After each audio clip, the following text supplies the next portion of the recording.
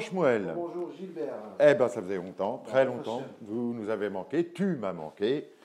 Et les pile-poules nous ont manqué à tous en fait. Donc on démarre, on part, et cette fois-ci avec la paracha Vayera, une paracha très forte, très puissante, avec beaucoup d'événements. Et je pense que ça va être très fort, ce que tu vas nous commenter. Moi, je vais démarrer par une petite introduction, comme d'habitude, par un petit vitz. Voilà, c'est la semaine, c'est le début de la semaine. Un Schnorrer va chez Rothschild chercher sa semaine, comme d'habitude, quoi. Et donc, il va il va voir Rothschild. Rothschild lui donne évidemment sa semaine. Et bon, Rothschild se dit quelques 5 minutes plus tard, ah bah tiens, je vais sortir le chien. Et donc il sort le chien, puis qu'est-ce qu'il voit? Il voit Moïse attablé dans un restaurant de luxe en train de manger du caviar. Alors, de fureur, il rentre dans le restaurant, il lui dit, mais qu'est-ce que tu fais, Moshe? Tu es en train de manger du caviar avec l'argent que je t'ai donné pour la semaine. Alors, Moshe lui dit, écoute, Rothschild, quand j'ai pas d'argent, je mange pas de caviar. Quand j'ai de l'argent, je peux pas manger non plus de caviar. Quand est-ce que je vais manger du caviar? Vous allez comprendre pourquoi j'ai raconté cette histoire. C'est très pertinent, ça va toucher au cœur du sujet.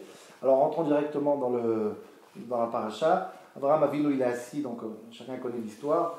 Abraham Avinu est assis donc, devant sa porte. 3e jour de la Mila, c'est le jour le plus douloureux. Dieu fait sortir un soleil pour que personne ne dérange, parce qu'il adore les invités. Et Abraham est très souffrant, mais pas de sa propre souffrance, mais le fait qu'il ne trouve pas les invités. Et Dieu lui envoie les 3 anges, etc., etc., etc. On connaît tout ça.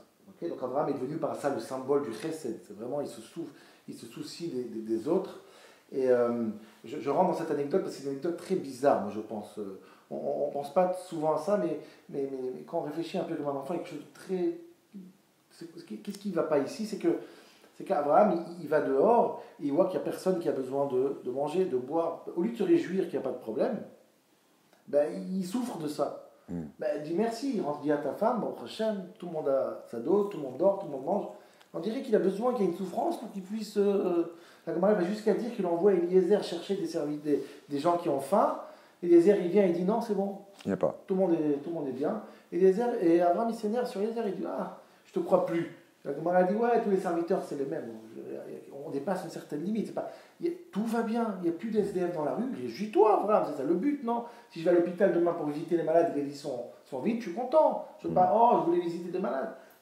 Donc, je pense qu'il y a cette anecdote, elle peut nous rentrer dans une notion de chesed telle qu'Abraham la regarde, la voit, et pas celle que l'humanité perçoit le chesed. D'ailleurs, entre parenthèses, Abraham, ce n'est pas le premier homme qui est gentil. Par contre, qu'Abraham s'appelle Chesed Abraham, le Chesed. C'est le seul qui a été nommé Abraham Ohavi, celui que l'amour est le bon. Mais en vérité, si, c'est très bizarre parce que Noach, par exemple, qui est juste avant, 10 générations avant, il est gentil aussi. Et pourtant, il ne s'appelle pas Chesed. Il s'appelle que Tzadik, mais ce n'est pas le Chesed. Pourtant, il a sauvé l'humanité, c'est pas rien. Il est resté dans la Teva 1 an avec les animaux, à donner à boire, à manger, même qu'on lui mordait. 1 an entier, imagine-toi avec un lion tout seul et tout. Rien du tout va bien. À peine on dit merci, c'est super gentil. Le Rachaim Akadosh, il dit qu'Abraham, quand il envoyait la colombe chercher du sol sec, elle n'a pas trouvé le revenu. Le pasteur qui dit, il a sorti sa main pour recevoir la colombe, dit le Rachaim Akadosh, à quoi ça sert de sortir la main? Elle connaît la route puisqu'elle est partie. Le dieu Rachaim Noach, il se souciait de la fatigue de la colombe qui a toute la journée été dans l'air parce qu'elle n'a rien trouvé de sec, et pour lui éviter encore 1 mètre de fatigue, c'est phénoménal comme bonté. Et pourquoi le seul qui est appelé Chesed, c'est Abraham, pas de Noach? Je pense que c'est 2 manières de voir le Chesed tel que Noach, le Chesed Noachi, le Chesed universel, l'humanisme universel, celle de Noach, et celle d'Abraham, qui est spéciale, parce que comme j'ai dit, Noach c'est pas le premier, Abraham c'est pas le premier, et Abraham c'est pas le plus gentil, entre guillemets. Abraham, il a expulsé sa femme 2 fois, il a expulsé un gosse qui a failli mourir de soif, il se bat contre des rois, il fait la guerre. Il va pratiquement trancher la gorge de Yitzhak sans aucune négociation avec tous les pirochim. Mais donc ça nous donne quand même une image de quelqu'un qui est chesed, mais à sa manière. Alors c'est quoi cette manière-là, celle d'Abraham? Et cette question-là, elle peut être répondue par, je vais ramener une histoire de la Gemara. Je pense que c'est une histoire qui est vraiment révélatrice, elle est énorme, elle est extraordinaire, et elle peut nous aider à rentrer dans l'univers du chesed tel que Abraham il la voit. Alors, la Gemara raconte dans Ketubot comme ça. La Gemara, elle dit qu'il y avait un certain Mar Ukva qui était un Av Betadin, il allait tous les jours au Beth Midrash pour étudier. Et après, dans le retour, il donnait 4 pièces, 4 zouzim à un pauvre dans la porte pour pas qu'il se rende compte, le pauvre. Tous les jours. Et une fois, le pauvre, il s'est dit, mais attends, c'est qui celui qui donne l'argent tous les jours? Parce que Maroukva, il était discret. Il a dit, je vais voir c'est qui. Cette journée-là, Maroukva était à la choule, le Beth Midrash. Ça s'est un peu, il s'est attardé un petit peu. Sa femme est venue le chercher. Ils sont revenus.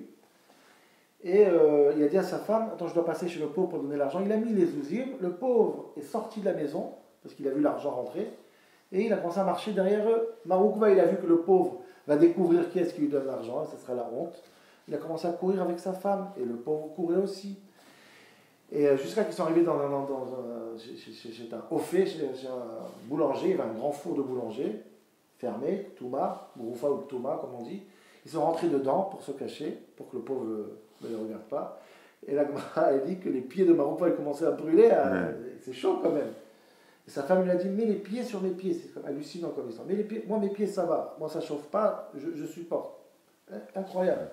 Et Maroukva, il a eu beaucoup de mal, Khalash Da'ate, la Gemara dit. Il a beaucoup souffert du fait que sa femme, elle ne souffre pas, et lui il souffre, ça veut dire qu'il a un niveau moins bien que sa femme, il fait moins de crédit que sa femme, quand même, il a du mérite, il pensait qu'il a du mérite.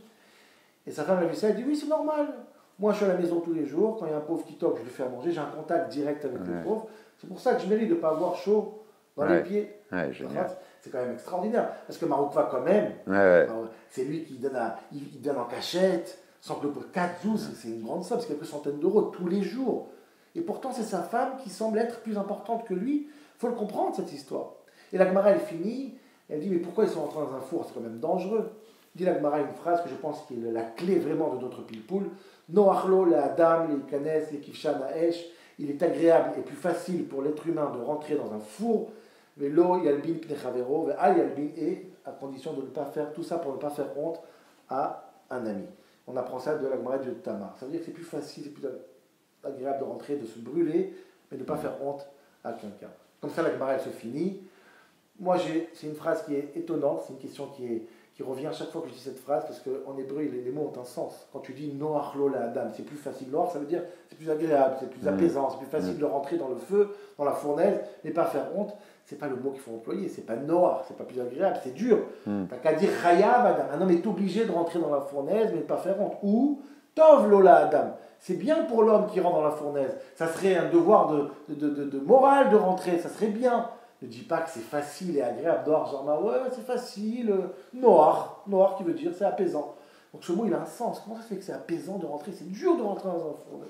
Et je pense que cette Gemara-là, cette phrase-là, elle va nous donner réellement la clé, comme j'ai dit, pour comprendre le chesed tel que Abraham le voit, et pas celui de Noach.